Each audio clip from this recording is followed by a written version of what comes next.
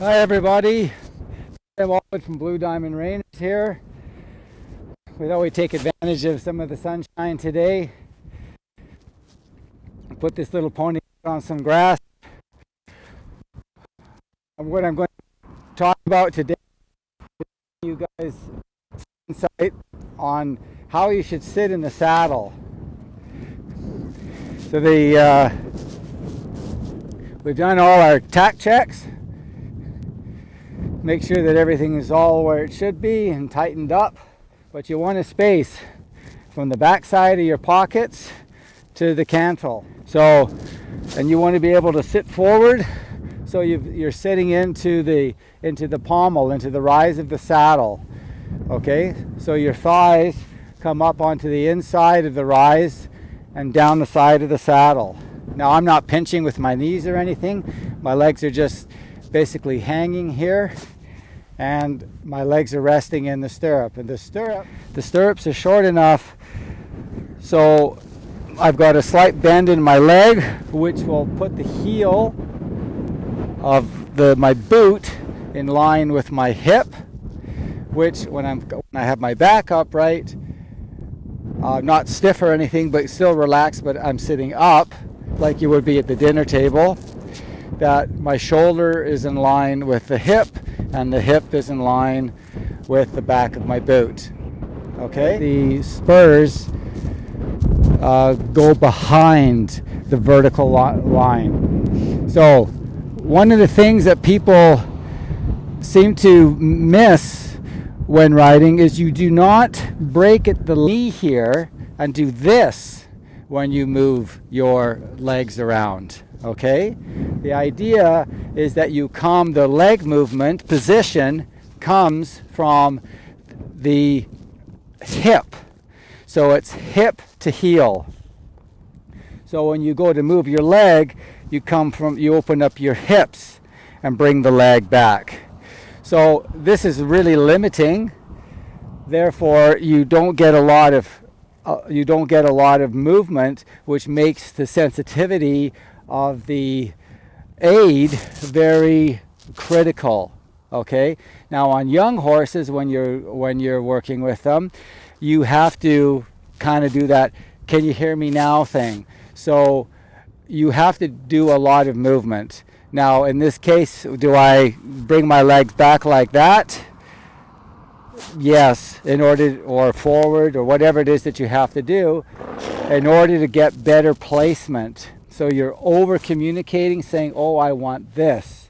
So if you come forward and you press and you want the shoulder to go, then the horse is to move over with the shoulder. Okay? But in actual fact, I can leave my leg right where it is and then just move the horse over like that. And I don't have to move my leg at all. So the spurs, especially the length of shank that you have on them into the rowel, as to whatever type of rowel you have and size of rowel, this is all added communication for the movement that you're looking for, or for the position you want to put the animal in. Okay, they are not there to do with anything to take your, to abuse the horse, for you to lose your mind and take anger out on the animal because the animal doesn't understand what it is you're after. And in my travels, I've seen a lot of this, and this I don't understand.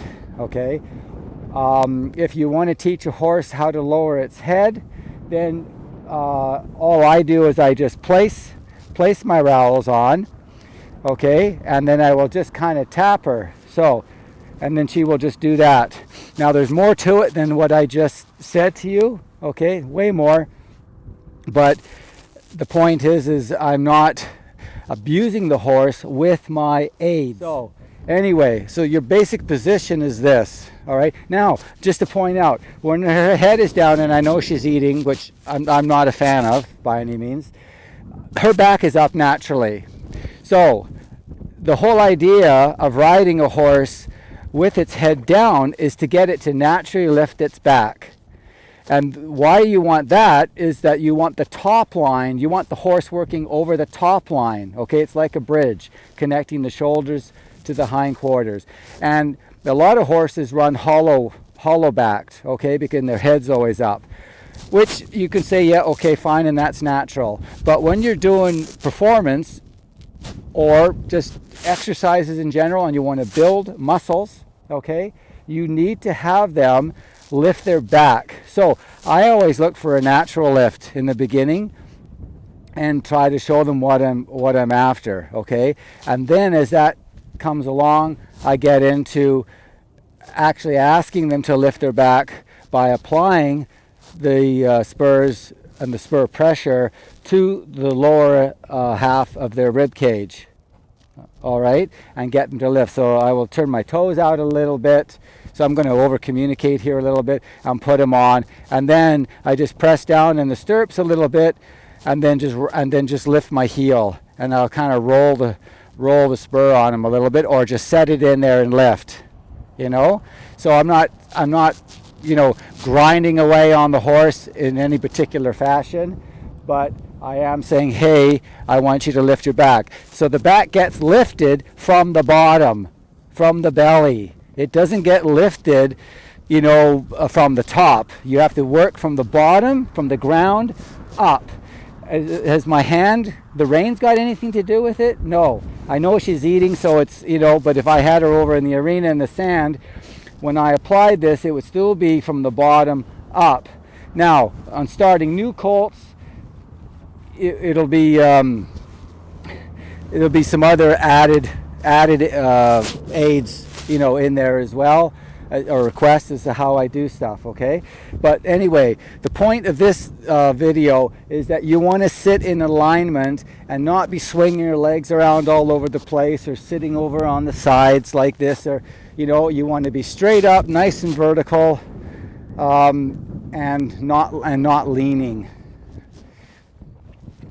Okay, so if you're leaning, which I will do at times to change the balance, because leaning affects balance, and if I have a horse that's a little bit sticky in movement, I will lean, you know, but this is training, okay? But as far as equitation goes, you want to make sure that you are up vertically, all right, on both axes, okay?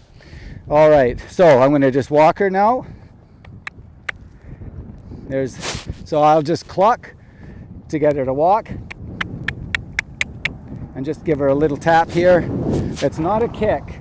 It is not kick. I do not believe in kicking to go. Ride to make sure that you are correct first before you get after the animal for whatever the reason, okay?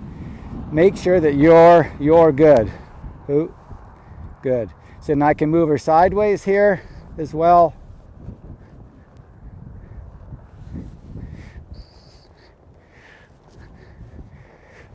Ooh. And I can back her up, even turn her while I'm going backwards. Again, you don't see a lot of leg movement. I'll go the other way. You're not seeing this leg slide back a lot. Come on. But what I do, come on, Katie. I'm not working her enough to keep her focused on me. This is the problem. The grass has a lot more is a lot more inviting than I am. Let's put it this way. So I used that extra 2 inches of shank off the back of these spurs to actually move the hip on the horse, because when you're going backwards, you're driving the hip, you're steering the hip, okay, in order for the horse to turn. All right, that's on my outside leg, and my inside leg is going to provide a little bit of speed control, also stop the horse from leaning from the inside.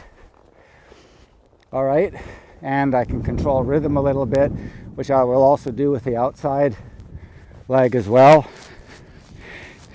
The rein will have a little bit of contact when I need it now and then, just to say hey, but I still keep riding. But the point to all this is that my riding position, it does not collapse, or should it collapse. I'm not saying I'm perfect by any means, but you for sure need to make sure that you stay correct in what you're doing. with your body, okay, in order to get the right communication to the animal. Walk. Again, I use verbal cues as well. A lot of this is because I got students and I need horses that can listen. It puts a bit of safety in. Woo. Back up. Back. Back. Good. Now if I cluck,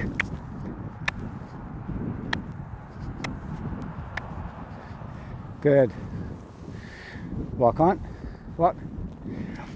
So, and you know, again, you want everything to be, especially in the beginning with yourself and the animals, you want everything to be, you know, steady. I'm not saying slow, but slow is smooth.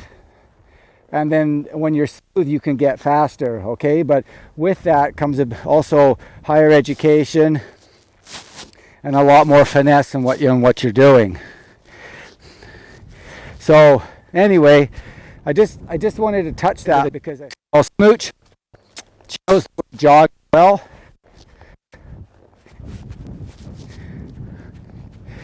So again, my walking position is the same for the jog. I'm just going to get her just to neck rein a little bit here. So there's a little fine point that I touched on with her to say, hey, when I apply my leg, it's applying the leg, meaning the leg pressure from the aids to what you're looking for, okay? So sometimes if she's not bending enough, I don't always go heavy on the leg. I will just set them in with the rein and just hold the rein in place, okay? I'm not going to really get into all this bumping and jerking and all this other funny stuff that you see. If I get after a horse, I will massage it into the bridle more, okay? There's some old-fashioned terms that other guys, you know, that we used back in the day, but massage seems to be the word now. So here we are. Sometimes if you see me bumping like this, it's just a bump rhythm.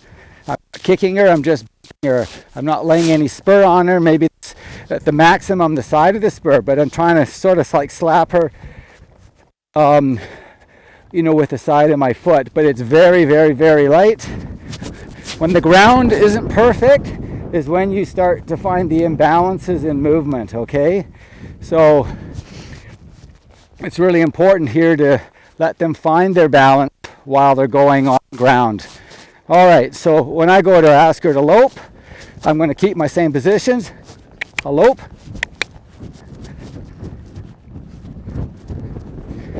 And there's my same riding position.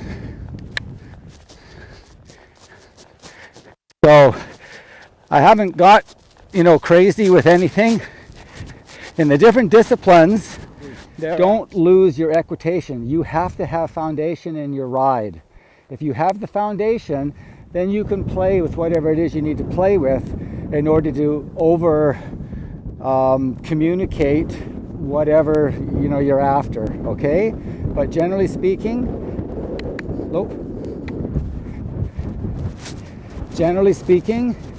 you want to have foundation, something that'll give you a place to always go back to. And you have to have that, not just for yourself, but for the animal's sake as well, because the animals like routine, and they like the security of knowing, you know, what you want, okay? So if you're always beating on them for whatever the reason, you don't get security there. You'll get them scared and apprehensive and anxious about things. So you best take a step back and just rethink what it is that you're trying to do with them, okay? All right, so by no means am I saying everything I do is perfect. I'm not.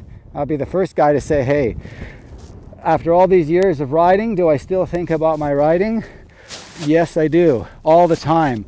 Because if I'm not correct, I can't expect these guys to be correct. I hope this kind of helps.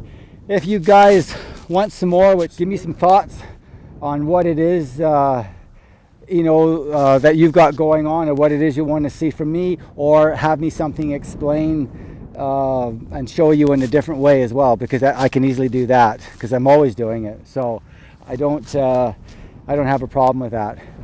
Anyway, for all of you new guys, which I always seem to be seeing, please subscribe. You can ring the bell, but please subscribe and give it a like. And like I said, leave a comment as well. I'd really appreciate it, because the stuff I get from you guys gives me ideas of what I can do for videos. Okay, thank you very much. Nice to see you guys again. Look forward to the next time. Okay, ciao.